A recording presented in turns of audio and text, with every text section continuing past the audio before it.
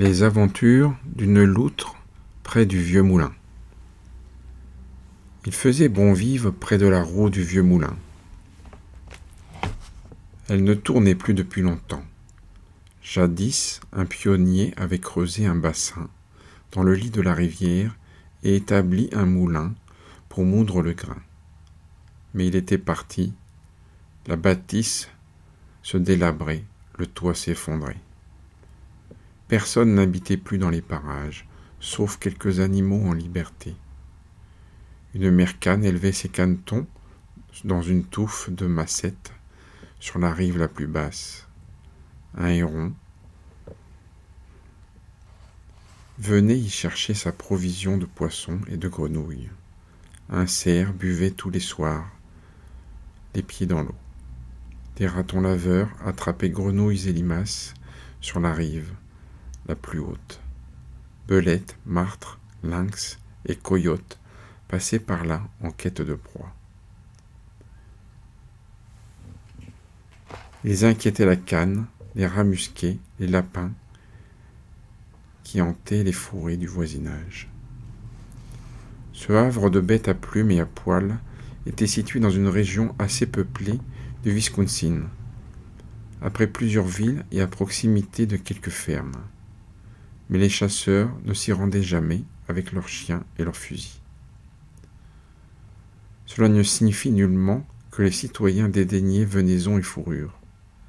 Ils chassent comme tous les habitants des États-Unis. Ils chassent même tellement que les animaux sauvages se raréfient à l'excès. On en vint à craindre l'extinction des espèces les plus recherchées, notamment pour leur fourrure, telles que les loutres. Aussi, organisa-t-on, comme dans de maintes autres États, des réserves où la chasse est interdite afin que les animaux y survivent en toute liberté. Ils ne sont pourtant pas à l'abri de tout souci.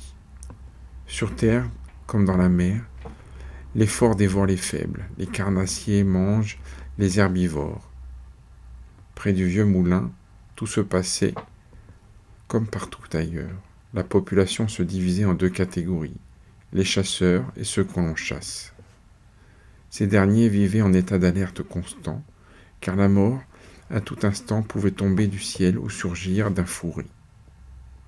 De loutres faisait exception, car si elle se nourrissait de poissons et de grenouilles, elle ne s'en prenait jamais au canard, ni au rat, ni au lapin.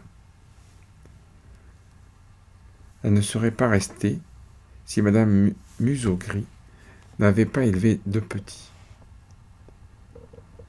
Or, excellent époux, sinon père très attentif, Monsieur Museau-Gris ne serait pas parti sans sa femme.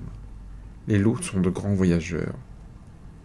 Elles ne se fixent qu'au printemps, dans un endroit propice pour élever leurs petits, tant qu'ils ne sont pas encore en âge de parcourir le monde.